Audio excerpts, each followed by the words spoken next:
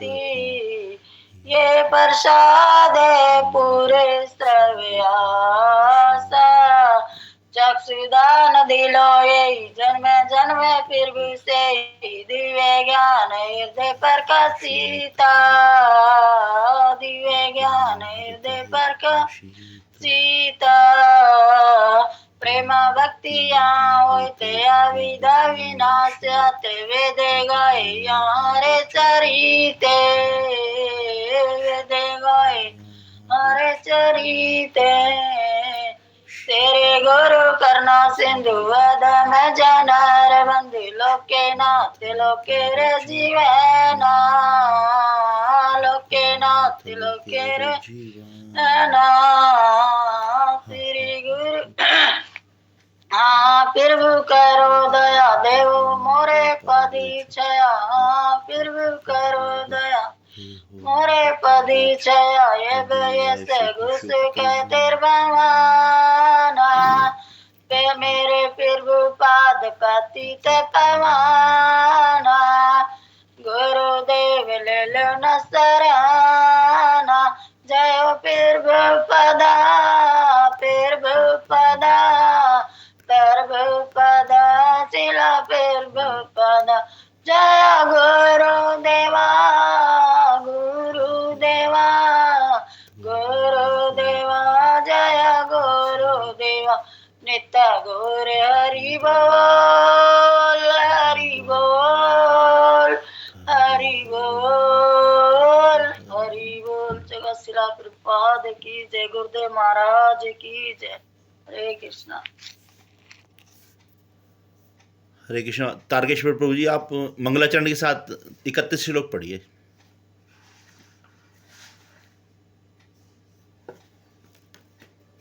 ठीक है। ओम अज्ञानतिमिरान्धस्य ज्ञानाञ्जनशलाकया चक्षुरुन्मीलितं येन तस्मै श्रीगुरुवे नमः। श्रीचैतन्यो मनोभीष्टं स्थापितं येन भूतले स्वयं रूपं कदायं ददाति सत्पथगान्तिकम्।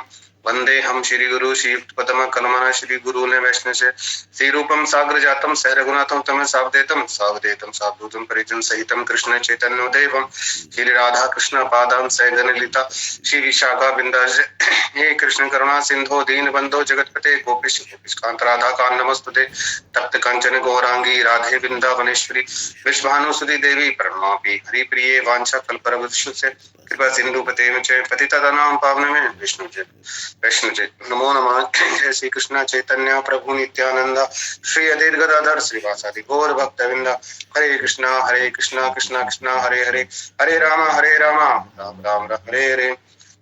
नमः ओम विष्णु पदाय कृष्ण पृष्ठाय भूतले श्रीमद् भक्ति वेदांत स्वामिनि नामिनी नमस्ते सरस्वती देवी गौरवाणी प्रचारिणे निर्विशेष शून्यवादी पाश्चात्य देश तारिणे।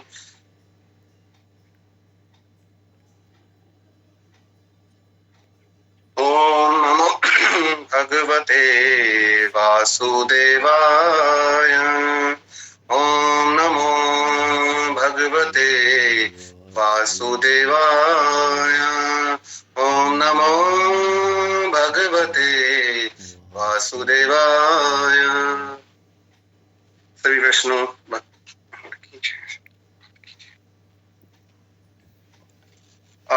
अध्याय 1 कुरुक्षेत्र के युद्ध स्थल में सैन्य निरीक्षण।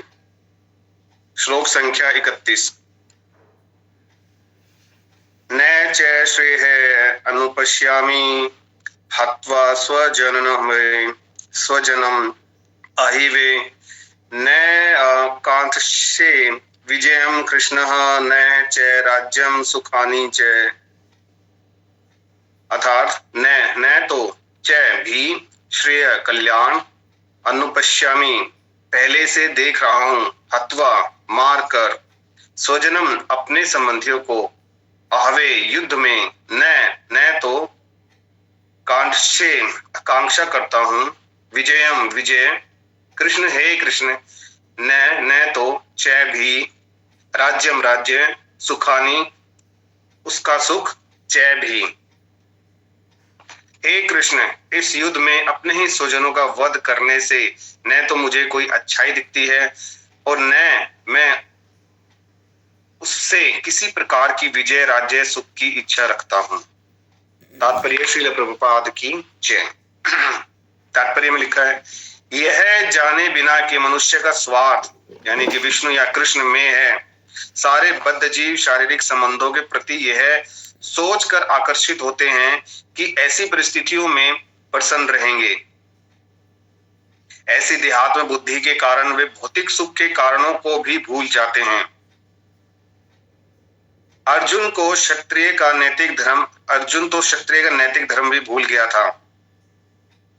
कहा जाता है कि दो प्रकार के मनुष्य परम शक्तिशाली तथा जो आज कल्याणमय सूर्य मंडल में प्रवेश करने के योग्य होते हैं। एक तो क्षत्रिय जो कृष्ण की आज्ञा से युद्ध में मरता है तथा दूसरे सन्यासी जो आध्यात्मिक अनुशीलन में लगा रहता है। तो यहाँ पर प्रभुपाद जी बता रहे हैं कि हम लोग की जो भी प्लानिंग होती है या हम जो कुछ भी सोचते हैं वो भगवान कृष्ण को सेंटर में रख के अगर नहीं सोचेंगे या नहीं सोचते हैं तो उस सोच के प्रति हमारा आकर्षण मरता है, यानी कि एक मोह उत्पन्न होता है उस चीज को लेकर के, वस्तु को लेकर के, कार्य को लेकर के या व्यक्ति को लेकर के। लेकिन इस भौतिक हर एक के प्रभाव होते हैं कुछ ना कुछ। Every action has a equal and opposite reaction.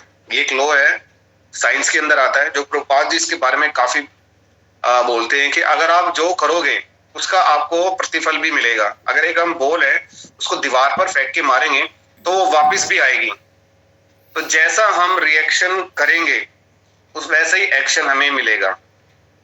तो यहाँ पर हम भौतिक परिस्थितियों की कारणों को नहीं जानते कि चलो ऐसा कर लेते हैं, ये कर लेते हैं, कुछ भी उनके दिमाग में आता है। सपोज करो जैसे वो कोई मीट या मांस खा लेते हैं, अभी तो स्वाद चटकारे लेकर के खा लेंगे लेकिन उसका रिएक्शन भी आएगा बाद में। हम किसी को जानबूझकर परेशान कर देंगे, आज तो आप कर लोगे लेकिन उसका रिएक्शन भी आपको आएगा। हो सकता है इस जन्म में ना आए लेकिन आएगा जरूर, और वो जितना लेट होगा उतना ही उस पर इंटरेस्ट भी भरेगा। जैसे बैंक में हम पैसा डाल देते हैं तो जितने टाइम तक रहेगा उसका इंटरेस्ट ज्यादा मिलता चला जाता है, ठीक इसी तरीके से। तो हम भौतिक कारणों को भूल जाते हैं। तो अर्जुन एक जो क्षत्रिय है उसका कार्य है कि 3 वर्णों की रक्षा करना।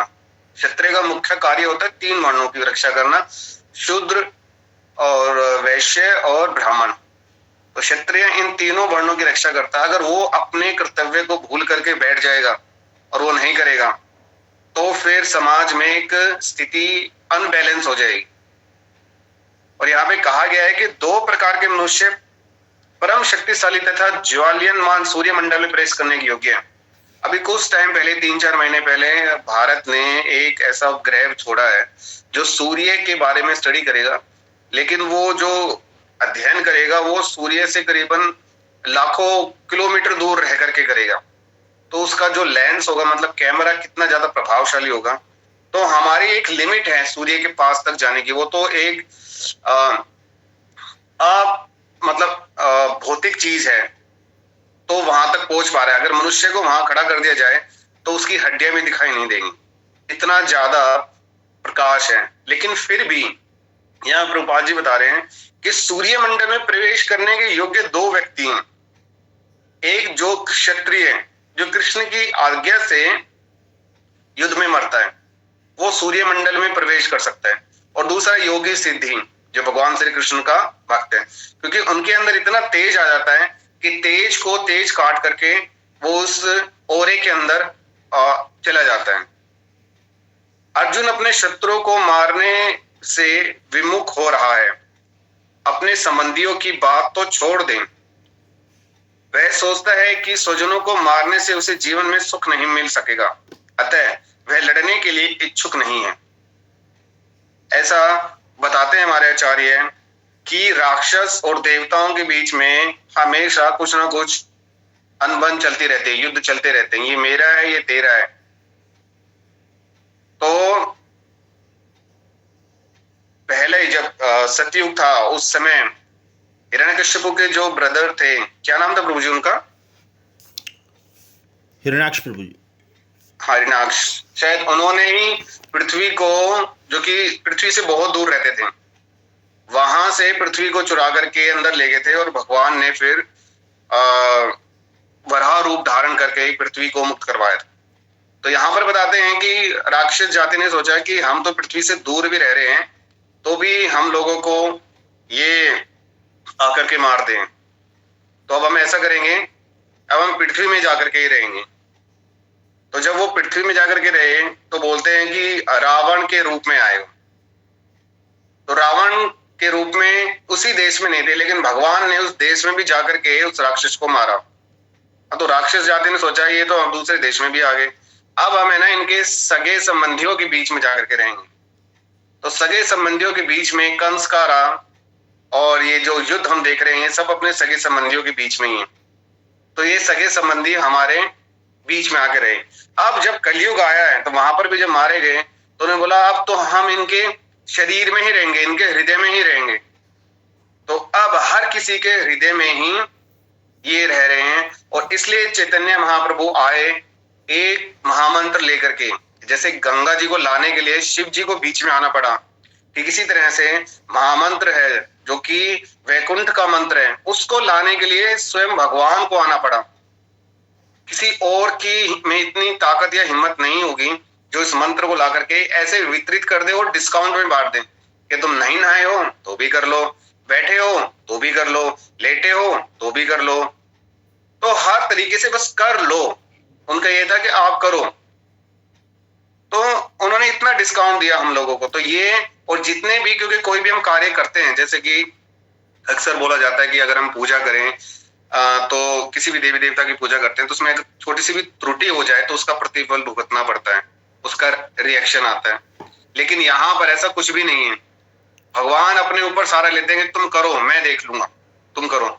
जैसे एक बाप अपने बच्चे को वो अगर खेल रहा है और बोलता है जा खेल ले तू, मैं यहाँ बैठा हूं, तो वो बेफिक्री से खेलता है और पीछे मुड़ मुड़ के देखता है कि हैं पापा हैं या मम्मी हैं, वो एक आश्वस्त रहता है। ठीक इसी तरह से भगवान ने हमें भी आश्वस्त किया है कि आप लोग करो, सिर्फ करो। ये भी बड़ी बात है कि करो। हमारे अंदर बस एक चीज होनी चाहिए कि कोशिश करना, ये बहुत जरूरी है।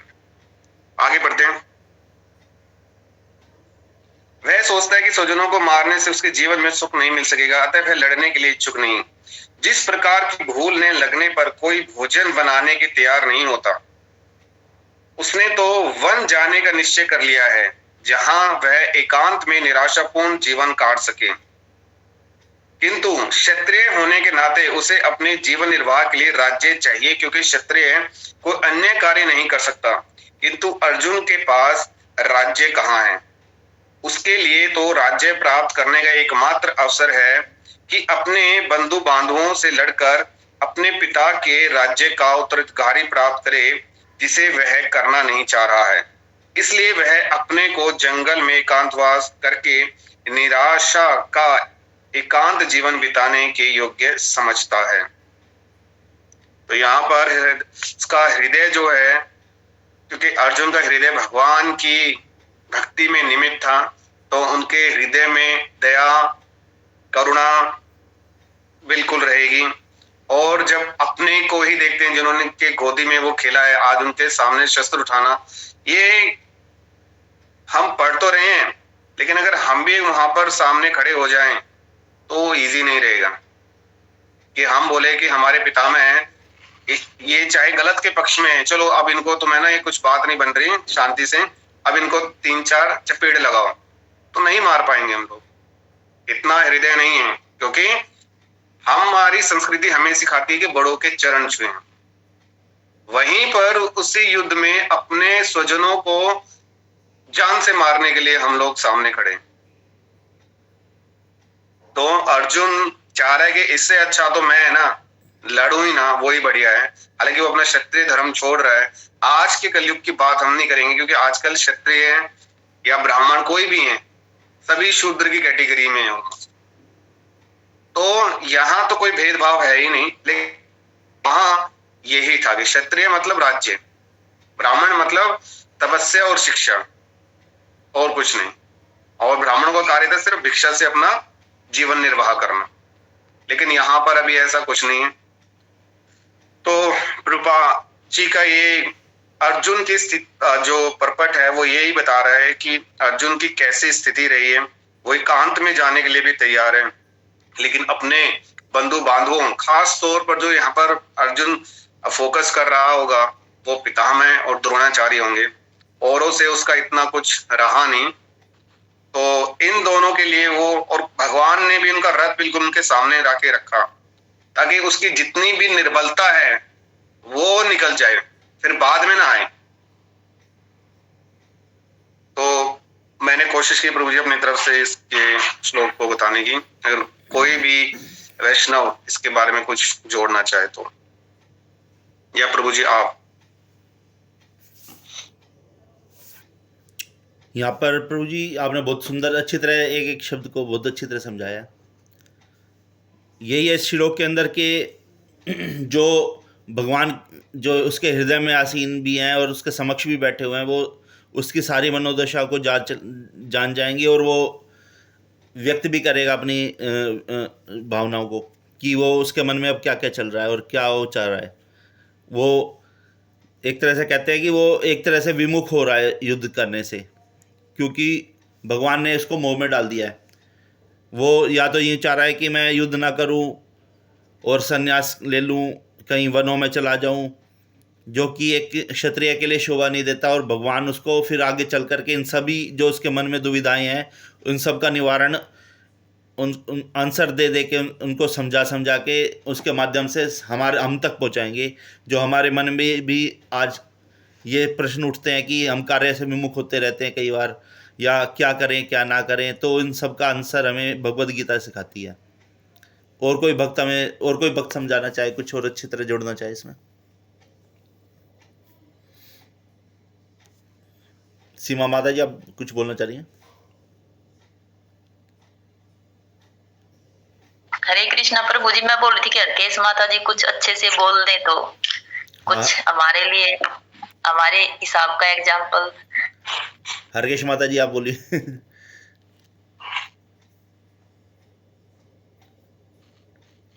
जी फिर मुझे ना अच्छे से सारा एक्सप्लेन कर दिया ना अच्छे से।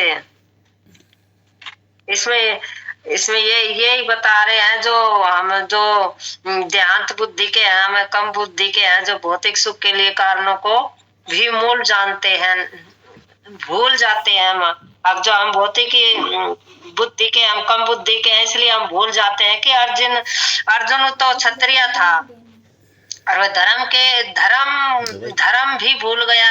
अब वो क्षत्रिय होके भी धर्म को भूल रहा था। और हम तो मतलब इस संसार में कम बुद्धि के हैं। तो ये दो प्रकार के जो मनुष्य परम शक्तिशाली तथा जलयमान सूर्य मंडल में प्रवेश करने के योग्य होते हैं। तो यही है कि जो कि दो तरह के मनुष्य होते हैं जो शक्तिशाली, जो एक तो क्षत्रिय होता है और एक जो आध्यात्मिक जो अनुसूल करता है। ये दो तरह के होते हैं। जो क्षत्रिय होते हैं, जो अपनी आज्ञा से युद्ध में मारा जाता है, तो वह सन्यासी आध्यात्मिक अनुसूल में लगा रहता, मतलब उसके बराबर ही रहता है। वो जो क्षत्रिय है, जो युद्ध में मारा जाता है, तो उसको भी स्वर्ग की प्राप्ति होती है। और जो आध्यात्मिक अनुसूल करता है, मतलब उसके इतना ही मतलब उसको परफेक्ट मिलता है, जो अर्जुन अपने शत्रु को नहीं मारना चाह रहे थे। हरे कृष्णा प्रभु जी, आपने बता दिया और आप बता दे। और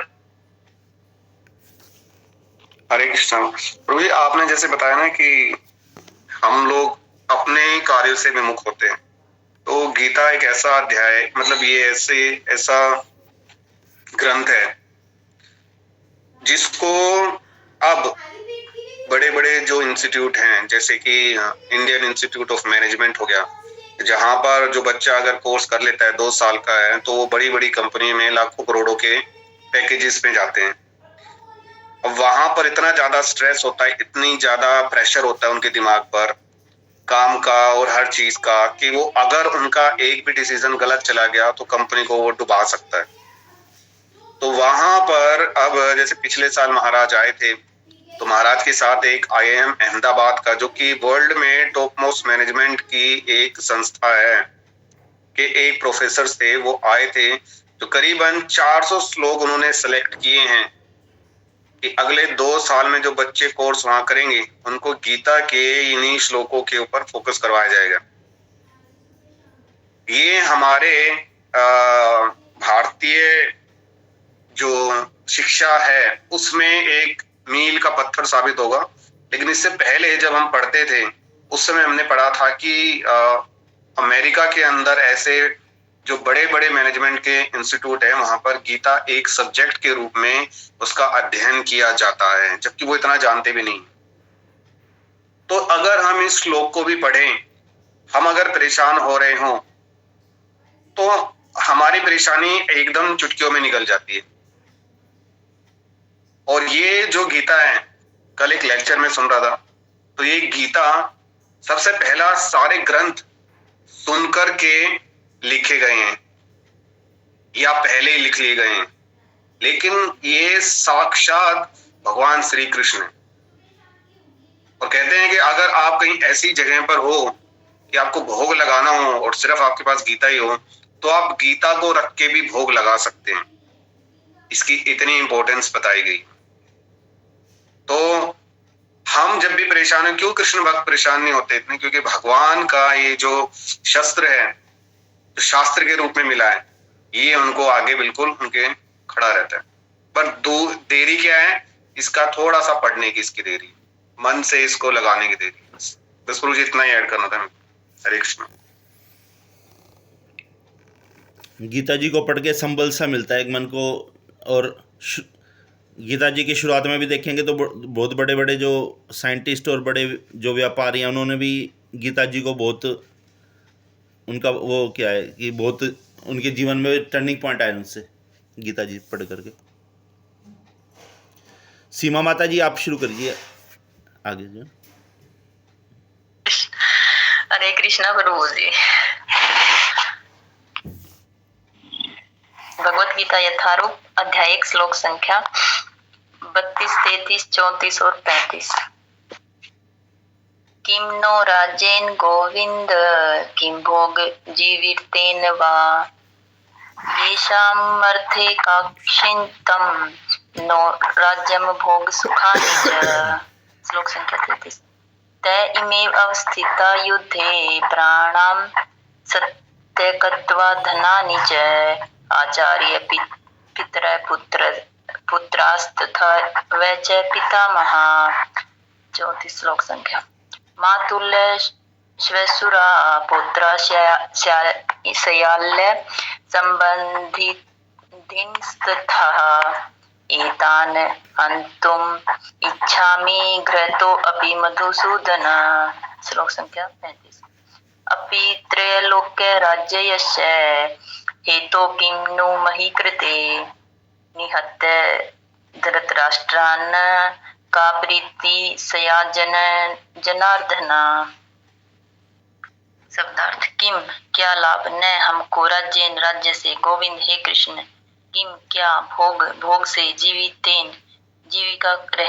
रहने से, वा अथवा ये शाम जिनके अर्थे लिए कांक्षितम इच्छित है, न हमारे द्वारा राज्य भोगा भौतिक भोग सुखानी समस्त सुख च भी ते वे इमे ये अवस्थिता स्थित युद्ध भूमि में प्राणान जीवन को त्यक्त्वा त्याग कर धनानि धन को च भी आचार्य गुरुजन पितृगण पुत्रगण तथा और एवं निश्चय ही च भी पितामह मातुल्य मामा लोग ससुर पौत्र शयाला साले संबंधी तथा एतान ये सब न कभी नहीं हंतुम मारना इच्छा में चाहता हूँ घृत मारे जाने पर अपि भी मधुसूदन हे मधु असुर के मारने वाले कृष्ण अपि तो भी त्रैलोक के 3 लोकों के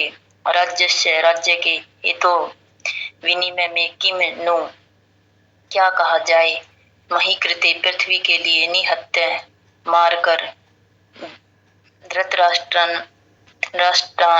धृतराष्ट्र के पुत्रों को न हमारी का क्या प्रीति प्रसन्नता सयात होगी जनार्दन ये जीवों के पालक। हे गोविंद, हमें राज्य सुख अथवा इस जीवन से क्या लाभ, क्योंकि जिन सारे लोगों के लिए हम उन्हें चाहते हैं कि वे ही युद्ध भूमि में खड़े हैं, क्योंकि जिन सारे लोगों के लिए हम उन्हें चाहते हैं वे ही इस युद्ध भूमि में खड़े हैं। हे मधुसूदन, जब गुरुजन, पितृगण, पुत्रगण, पितामह, मामा, ससुर, पुत्रगण, साले तथा अन्य सारे संबंधी अपना अपना धन एवं प्राण देने के लिए तत्पर हैं और मेरे समक्ष खड़े हैं, तो फिर मैं इन सबको क्यों मारना चाहूंगा, भले ही वे मुझे क्यों न मार डालें। हे जीवों के पालक, मैं इन सबों से लड़ने को तैयार नहीं, भले ही बदले में मुझे तीनों लोगों का राज्य क्यों न मिले। इस पृथ्वी की तो बात छोड़ दे, भला धृतराष्ट्र के पुत्रों को मारकर हमें कौन सी प्रसन्नता मिलेगी। शील प्रभुपाद की जय। तो इसमें जो है अर्जुन है वो भगवान से कह रहे हैं कि हे गोविंद, यानी जो हमारी जो गोवों और इंद्रियों की समस्त प्रसन्नता के विषय हैं, कि इसलिए भगवान को अर्जुन गोविंद कह रहे हैं कि जो हमें राज्य सुख अथवा इस जीवन से क्या लाभ, कि अगर हम अपने ही चाहने वालों को, अपने ही प्रियजनों को, अपने पिता में गुरुजन, पुत्र इन सब को अगर हम मारेंगे, ये हमारे सामने युद्ध के लिए खड़े हैं और अपना धन और अपने प्राण देने के लिए खड़े हैं, अगर हम इनको मारेंगे तो मैं इनको मारना नहीं चाहता, चाहे भले ही मुझे मार दे, और अगर मैं इनको मारूंगा और इनके मारने के बदले में अगर मुझे जो तीनों लोगों का राज्य भी मिल जाएगा तो भी मैं इनको मारना नहीं चाहूंगा।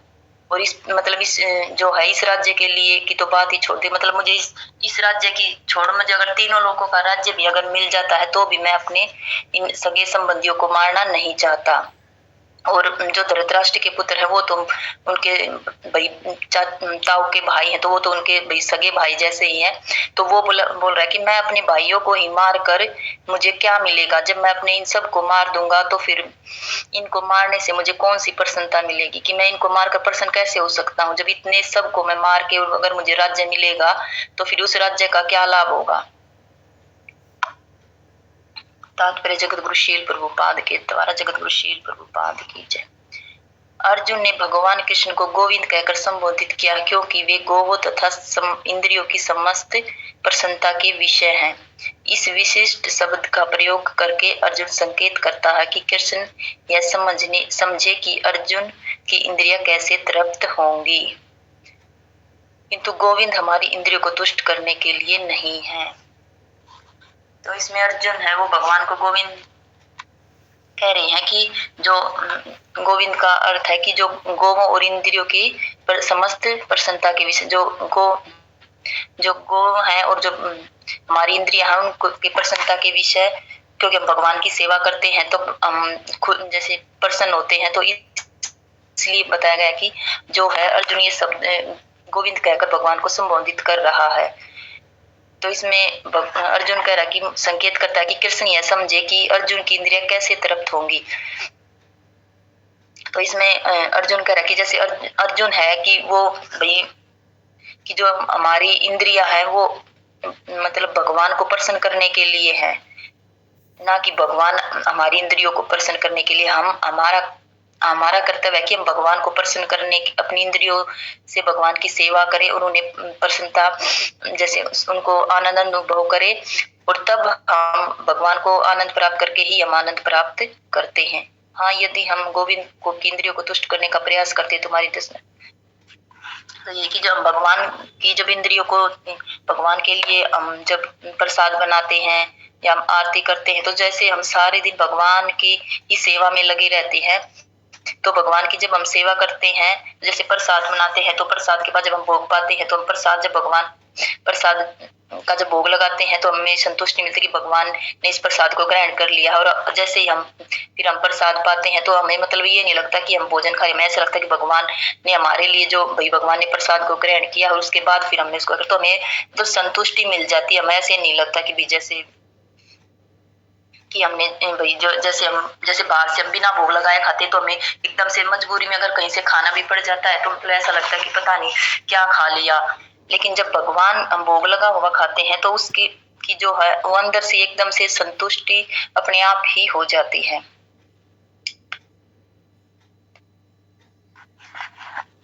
भौतिक दृष्टि से प्रत्येक व्यक्ति अपनी इंद्रियों को तुष्ट करना चाहता है और चाहता है कि ईश्वर उसके आज्ञा पालक की तरह काम करे। तो जो भौतिक है, जो भौतिकतावादी हैं, वो मतलब जैसे जो भौतिकतावादी वो अपनी इंद्रियों को तुष्ट करना चाहते हो भगवान से, जैसे कुछ भगवान के लिए नहीं, वो सिर्फ भगवान के पास जाते हैं, भगवान मुझे धन दे दो, या भाई मुझे नौकरी दे दो, या भाई मेरा ये काम करवा दो। सिर्फ मतलब अपने लिए ही सब कुछ करना चाहते हैं। ये नहीं कि भाई भगवान है, भगवान ने जो भी आदेश दिए हैं उनकी आज्ञा का पालन करें, नहीं, बस वो तो चाहते हैं कि बस भगवान के पास हम जाए और भगवान हमें सब कुछ देते रहे, बस हमारे ही कई अनुसार भगवान चलते रहे, ना कि हमें भगवान के लिए कुछ करे। किंतु ईश्वर उनकी तृप्ति वहीं तक करते हैं जितनी के वे पात्र होते हैं, उस हद तक नहीं जितना वे चाहते हैं। तो जैसे बताया गया कि जो भगवान है वो हमें सिर्फ उतना ही जो भी है हमारे जितना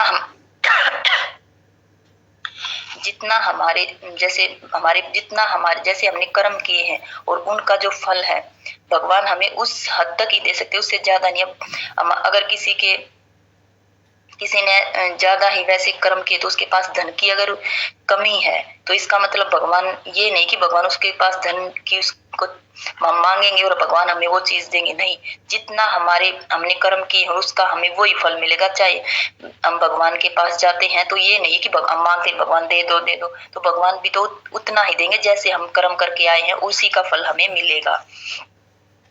किंतु जब कोई इसके विपरीत मार्ग ग्रहण करता है, जब वह अपनी इंद्रियों की तृप्ति की चिंता छोड़कर गोविंद की इंद्रियों को तुष्ट करने का गोविंद, तो इसमें बताया गया है, इसमें फिर वो भगवान अपने भक्त के बारे में बता रहे कि जो भगवान का भक्त होता है वह सिर्फ भगवान को ही प्रसन्न करने की तो वह भगवान को ही प्रसन्न करने में लगा रहता है। वह अपनी इंद्रियों के बारे में नहीं सोचता कि मैं भैया अपने लिए ये करूँ, नहीं, वो बस जब भी जो भी भक्त होता है वो सिर्फ भगवान के बारे में ही सोचता सारे दिन, उन्हीं के लिए कि अभी सुबह जल्दी उठना है, फिर मंगला आरती करनी है, फिर उसके बाद अपना जपा करना, फिर भगवान के लिए प्रसाद बनाना है, और वो सब सिर्फ सारे दिन भगवान के लिए ही सब कुछ करता है, वो अपने लिए कुछ भी नहीं करता। तो जब ऐसा एक भक्त ऐसा करता है तो भगवान उसकी सारी इच्छाएं पूरी कर देते हैं, चाहे वो मतलब उसको उसके लिए नहीं भी है उसके योग्य, उसने ऐसे कर्म भी नहीं किए हैं पहले, लेकिन फिर भी भगवान उसकी सभी इच्छाएं पूरी कर देते हैं। क्योंकि इस भगवत गीता में ही श्लोक है प्रभु जी की, जो मेरी शरण में आ जाते हैं मैं उनकी सभी उनके पापों से मुक्त कर देता हूँ, उसकी सभी इच्छाएं पूरी कर देता हूँ। यहाँ पर जाति और कुटुंबियों के प्रति अर्जुन का प्रगाढ़ स्नेह आंशिक रूप से इन सब के प्रति उसकी स्वाभाविक करुणा के कारण है, वह युद्ध करने के लिए तैयार नहीं है। तो अर्जुन है अब यहाँ पे उसके अंदर बहुत ज्यादा दया है, और अपनी दया के कारण ही वह अपने जो सगे संबंधी हो उनको मारना नहीं चाह रहा कि मैं अपनों को ही मार कर अगर मुझे राज्य मिलेगा तो मैं इनको क्यों मारूं, इसलिए अर्जुन युद्ध करने के लिए मना कर रहा है। हर व्यक्ति अपने वैभव को प्रदर्शन अपने मित्रों और परिजनों के समक्ष करना चाहता है, किंतु अर्जुन को भय था कि उसके सारे मित्र परिजन युद्ध भूमि में मारे जाएंगे और विजय के पश्चात उनके साथ अपने वैभव का उपयोग नहीं कर सकेगा।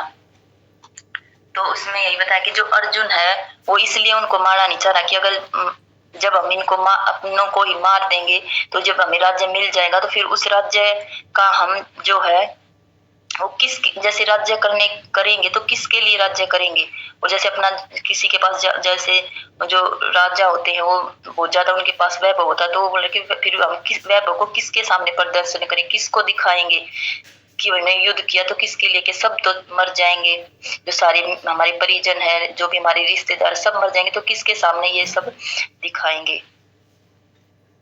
भौतिक जीवन का ये सामान्य लेखा जोखा है, किंतु आध्यात्मिक जीवन का तो ये सब है जो दिखावा है। जैसे हम दिखा के अगर कोई अच्छे से अच्छा मकान बना लेता है तो बोलता है देखो मैंने कितना अच्छा मकान बनाया, या किसी के को ज्यादा अच्छी ऊंची पोस्ट पे नौकरी मिल जाती है तो वो सब मतलब अपने जो है वो सब उसके दिखावा, बहुत ज्यादा दिखावा करता है। लेकिन ये सब भौतिक जीवन में होता है, जो आध्यात्मिक जीवन है वो इससे बिल्कुल अलग है। तो आध्यात्मिक जीवन में जो भक्त है वह सिर्फ अपने भगवान की इच्छाओं की पूर्ति करना चाहता है। अतः भगवत इच्छा होने पर वह भगवान की सेवा के लिए सारे ऐश्वर्य स्वीकार कर सकता है, किंतु यदि भगवत इच्छा न हो तो एक पैसा भी ग्रहण नहीं कर सकता। तो इसमें वही कह रहे हैं कि जो भगवत इच्छा होने पर भगवान की सेवा के लिए कि जो एक भक्त है वो सिर्फ भगवान की इच्छाओं की पूर्ति के लिए ही सब कुछ करता है, और जो भी उसके पास बहुत ज्यादा धन है तो वो उस धन का भी उपयोग भगवान की सेवा में ही करता है। जैसे कोई बहुत ज्यादा है तो भगवान के लिए मंदिर बनवाने में, अब जैसे हमारे द्वारकाधीश मंदिर है, रुक्मिणी द्वारकाधीश मंदिर, इसमें कितने बड़े बड़े कितना धन और कितना कुछ दिया है। और तो इसके लिए मतलब अगर ज्यादा जैसे ऐश्वर्य है तो उनको पैसे हैं वो सिर्फ भगवान की सेवा में ही लगाता है, ऐसा नहीं कि भी सिर्फ अपने लिए ही वो करे। किंतु यदि भगवत इच्छा नहीं है तो पैसा एक भी ग्रहण नहीं करता, और यदि भगवान नहीं किसी को देना नहीं चाहते तो भी वो है उसी में संतुष्ट रहता है। तो इसमें जो है अपने अगर भगवान किसी को कोई चीज नहीं देना चाह रहे तो चाहे वो पैसा हो या कुछ भी हो, तो जो भक्त है वो जितना भगवान ने उसको दिया है वो सब उसी में संतुष्ट रहता है। जैसे चैतन्य चरितामृत में श्रीधर खोला बेचा है तो वो जितना कमाते थे उसमें से भी गंगा की सेवा में देते थे, और उनके पास कुछ भी नहीं था, घर भी उनका जो था वो ऐसा था कि उसमें जितनी बारिश बाहर आती थी उतनी ही अंदर आती थी, और उनके कपड़े ऐसे थे कि उसमें जहाँ से फटता था वहीं से गांठ लगा लेते, और एक ही लोटा था जिसी से वो मतलब अपने वैसे हाथ धोते थे और उसी से पानी उसी को मांझ कर पानी पीते थे। तो मतलब वो इतना फिर भी इतना खुश था कि बहुत ज्यादा कि जब प्रभु जो चैतन्य महाप्रभु एक बार उनके पास गए तो बोले कि तुम बहुत ज्यादा अमीर हो और अपना धन कहाँ छुपा के रखा है, मुझे अपना धन दिखाओ। तो वो कहता है कि मेरे पास तो कुछ भी नहीं है। तो ये एक जो भक्त होता है ये सब वो सिर्फ इसलिए नहीं करता कि वो अपनी इच्छाओं की पूर्ति के लिए कुछ भी नहीं करता कि मेरी इंद्रिया तुष्ट हो। अर्जुन अपने संबंधियों को मारना नहीं चाह रहा था, और यदि उनको मारने की आवश्यकता हो तो अर्जुन की इच्छा थी कि वह कृष्ण स्वयं उनका वध करे।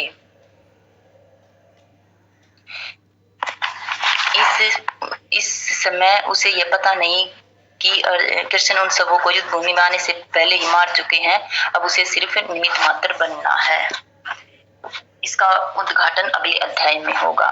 तो इसमें है जो अर्जुन है वो सोच रहा कि यदि इनको मैं ही इनको मारने जैसे अर्जुन है वो सोच रहा है कि इनको मैं ही मारूंगा, लेकिन अर्जुन को ये नहीं पता है कि जिसका जन्म हुआ उसकी मृत्यु होगी, और उसको चाहे मतलब वो तो सिर्फ का मारने का सिर्फ ये बन रहा है कि वो मारने में सिर्फ उनका सहयोग भगवान का सहयोग कर रहा है कि वो तो भगवान ने तो उन्हें युद्ध भूमि आने से पहले ही मार दिया था। और वो जो आगे 11वां अध्याय है जब विराट रूप दिखाएंगे भगवान अपना, तो उसमें ये सब अच्छे से जब विराट रूप दिखाते हैं तब देखते हैं कि जो सब है वो सारी सेना सब वे सब उसके भगवान के मुंह में प्रवेश कर रहे हैं। तो अर्जुन को ये अभी पता नहीं है, तो इसलिए वैसे युद्ध करना नहीं चाह रहा कि भगवान ही उसका, तो अर्जुन चाह रहा कि अर्जुन की इच्छा थी कि वे कृष्ण स्वयं उनका वध करे। अर्जुन मारना नहीं चाहते, सोच रहे कि भगवान ही उनका वध करे। भगवान का असली भक्त होने के कारण अर्जुन अपने अत्याचारी बंधु बांधवों से प्रतिशोध लेना नहीं चाहता। तो जो अर्जुन है वो भगवान का भक्त, जो शुद्ध भक्त है अर्जुन भगवान का, इसलिए वह अपने बांधवों को मतलब उनसे बदला, जैसे जो भगवान के भक्त होते हैं वो सबके प्रति दया और करुणा भाव रहता है उनका। वो जैसे अपने अगर हमारे साथ कोई करता है तो हम तो तुरंत उसके साथ मारने को उतारू हो जाते हैं, लेकिन जो भक्त होता है शुद्ध भक्त होता है वो सभी के बारे में अच्छे से सोचता है कि कैसे भी करके सबका भला हो जाए। जैसे हमारे प्रभुपाद है, उन्होंने अपना घर छोड़ा और सबका कितना अच्छे से घर छोड़ा, और तभी तो हमारे लिए प्रभुपाद ने इतना कुछ किया जिससे हम आज कृष्ण भावना आंदोलन प्रभुपाद ने शुरू किया और इतने मंदिरों का निर्माण किया, वो सब हमारे लिए ही किया है। लेकिन हम इतने नहीं है कि हम तो बस सिर्फ अपने ही बारे में सोचते हैं। तो अर्जुन भी अपने परिवारों के बारे में सोच रहा है और वह उनको मारना नहीं चाह रहा क्योंकि वह भगवान का शुद्ध भक्त है। किंतु यह तो भगवान की योजना थी कि सबका वध हो, लेकिन मारने वाले तो जन्म देने वाले और मारने वाले तो भगवान ही है, और भगवान ही चाह रहे थे कि अर्जुन तो केवल निमित्त मात्र बने और उनका वध करे। भगवत भक्त दुष्टों के प्रति प्रतिशोध नहीं लेना चाहता, किंतु भगवान दुष्टों द्वारा अभक्त के उत्पीड़न को सहन नहीं कर पाते। तो इसमें जो है, जो एक भक्त है वो उस पर अगर जो भक्त है उसको कोई कष्ट देता है तो वह उनको भी मारना नहीं चाहता और न ही वह अपना बदला लेना चाहता है। वह तो उनके लिए भी भगवान किसी की को अपनी इच्छा से क्षमा कर सकते हैं, किंतु तो जो भक्त है वो कोई उनको अगर परेशान करता है या कुछ भी करता है तो उनसे बदला लेने के लिए नहीं सोचता कि भाई इसने मेरे साथ ऐसा किया तो मैं ऐसा करूं। तो जो इसमें है, जो चैतन्य चरितामृत उसमें है, जो हरिदास ठाकुर है, जब उनको 22 बाजारों में पीटा गया था तो भी वो जो उनको पीट रहे थे तो वो उनके लिए प्रार्थना करते, भगवान इनको क्षमा करना, भगवान इनको क्षमा करना। तो जब उसने ऐसा किया तो चैतन्य महाप्रभु है, फिर वो उसकी भगवान ने वो सारे कोड़े अपने ऊपर ले लिए, लेकिन अपने भक्त को कष्ट नहीं पहुंचाने दिया। और क्योंकि भगवान उनसे कुछ करे तो उन्होंने उनके लिए प्रार्थना कर रहा है। जो हरिदास ठाकुर है वो जो उनको पीट रहे उनके लिए ही प्रार्थना कर, भगवान इनको क्षमा कर देना, भगवान इनको क्षमा कर देना। तो जो सारे कोड़े हैं वो चैतन्य महाप्रभु के ने अपने ऊपर ले लिए। भगवान किसी व्यक्ति को अपनी इच्छा से क्षमा कर सकते, किंतु उनको भक्तों को कोई हानि पहुंचाता है तो वे उसे क्षमा नहीं करते। तो इसमें बता रहे कि जो भगवान है वो अपनी इच्छा से क्षमा कर सकते हैं। मतलब भगवान को अगर कोई कुछ बोलता है तो भगवान उसे क्षमा कर, लेकिन यदि कोई भक्त उनके भक्तों को हानि पहुंचाता है तो भगवान उसे क्षमा नहीं कर सकते। तो इसमें जो है अम्बरीश महाराज का उदाहरण है कि जो अम्बरीश महाराज है, जब दुर्वासा ऋषि आए थे तो उनको एकादशी का पारण करना था, लेकिन वो स्नान करने के लिए चले गए तो फिर नारद मुनि वहां पे थे। तो नारद मुनि से अम्बरीश महाराज ने पूछा कि मतलब पारण का समय निकल रहा है तो मैं क्या करूं। तो उन्होंने बोला कि उन्होंने निर्जला एकादशी का व्रत किया था, तो वो बोले कि तुम थोड़ा सा पानी अगर पी लोगे तो तुम्हारा व्रत भी जो है वो पूरा हो जाएगा और तुम इससे जो है जो दुर्वासा ऋषि आई है और उनको भोजन कराने के बाद ही भोजन कर लेना। तो जब वो ऐसा करता है तो जो अम्बरीश महाराज को, जो दुर्वासा ऋषि को पता चलता है कि वो स्नान करने के लिए, तो वहीं से वो अपनी जो है बाल उखाड़ के उससे एक वो है राक्षस पैदा कर देता है जो उसको अम्बरीश महाराज को मारने के लिए आता है। लेकिन भगवान जब देखते हैं कि तो भगवान अपना सुदर्शन चक्र छोड़ते हैं, तो फिर दुर्वासा ऋषि है वो सबके पास जाते हैं, शिव जी के पास, सबके पास जाते हैं कि मुझे बचाओ मुझे बचाओ। और फिर वो लास्ट में भगवान के पास जाते हैं तो भगवान बोलते हैं कि मैं कुछ नहीं कर सकता, मैं अपने पर किए हुए उनको सहन कर सकूं, लेकिन अगर कोई मेरे भक्त के बारे में कुछ बोलता है तो उसने अगर मेरी बाई भुजा भी अगर मेरे भक्त के बारे में कुछ वो करती है तो मैं अपनी बाई भुजा को भी काट सकता हूँ। तो वही है कि तो फिर जो दुर्वासा ऋषि हैं वो फिर लास्ट में जो है अम्बरीश महाराज के पास जाते हैं और उन्हीं से फिर क्षमा याचना करते हैं, तब उनकी रक्षा होती है। तो इसलिए भगवान बताना चाह रहे हैं कि मैं अपने भक्तों को, अगर मेरे भक्तों को कोई कष्ट पहुंचाता है तो मैं उन्हें कभी भी क्षमा नहीं कर सकता। भगवान को अपने भक्त इतने ज्यादा प्रिय है, इसलिए भगवान इन दुराचार्यों का वध करने के लिए उद्यत थे, तथापि अर्जुन ने क्षमा करना चाह रहे थे। तो जो भगवान है इसलिए उन सभी जो कुरुक्षेत्र की युद्ध भूमि में जो कौरवों की तरफ से जो लड़ रहे थे उन सबको मारने के लिए तैयार थे, क्योंकि उन्होंने पांडव उनके इतने अच्छे भक्त थे तो उन सबको उन्होंने इतना कष्ट दिया और वो पांडव है वो फिर भी उन्हें क्षमा करना चाह रहे हैं, लेकिन भगवान अब उन्हें क्षमा करना नहीं चाह रहे, अब भगवान उनका वध करना चाह रहे। हरे कृष्णा प्रभु जी, कुछ गलत सलत बोला हो तो क्षमा करना प्रभु जी। नहीं माता जी, आपने बहुत अच्छी तरह समझाया। इस श्लोक में 2-3 बातें निकल के आती हैं कि अर्जुन ने भगवान कृष्ण को गोविंद कह के संबोधित किया है। गोविंद का अर्थ भगवान जो है वो इंद्रियों के स्वामी हैं, इंद्रियों के इष्ट हैं।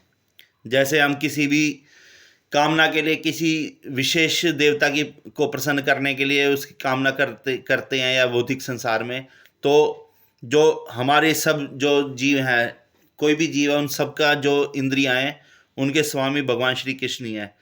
और यदि हमें अपनी इंद्रियों को तुष्ट करना है तो एक भक्ति ये सोचता है उस समय कि क्यों ना मैं भगवान को ही प्रसन्न करूं।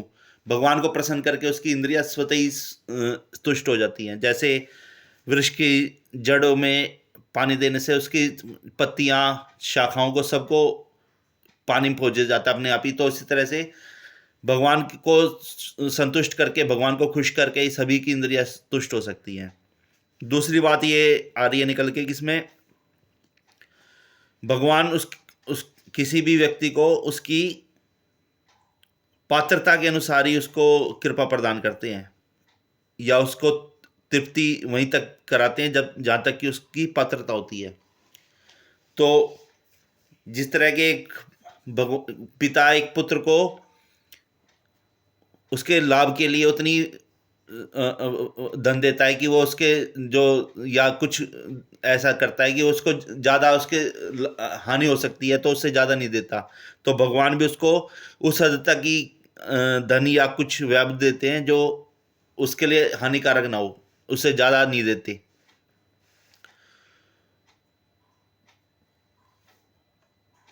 और दूसरा ये भगवान जो यहाँ पे आ रही है कि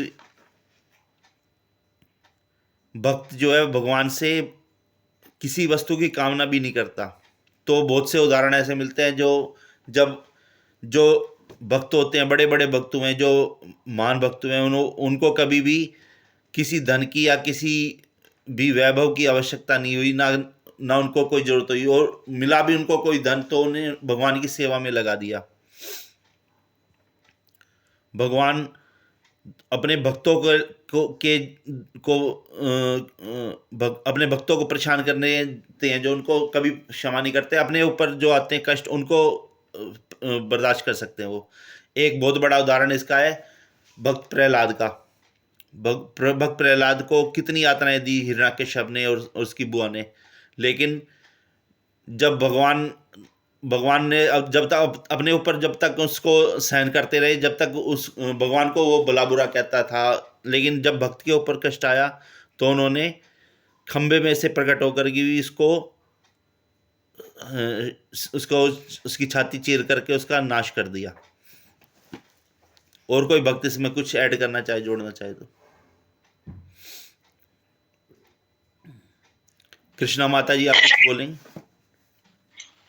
हरे कृष्णा प्रभु जी, प्रणाम सभी भक्तों को। इसमें बताया ना कि जो भगवान हमें सबको देते हैं, जैसे कि हमें कोई भी देवी देवता के पास जाते हैं तो हम उनको प्रसन्न करते हैं, तो वो हमें जो भी हम मांगते हैं वो चीज हमें प्रदान कर देते हैं, क्योंकि वो ये नहीं सोचते कि इनके ये लाभ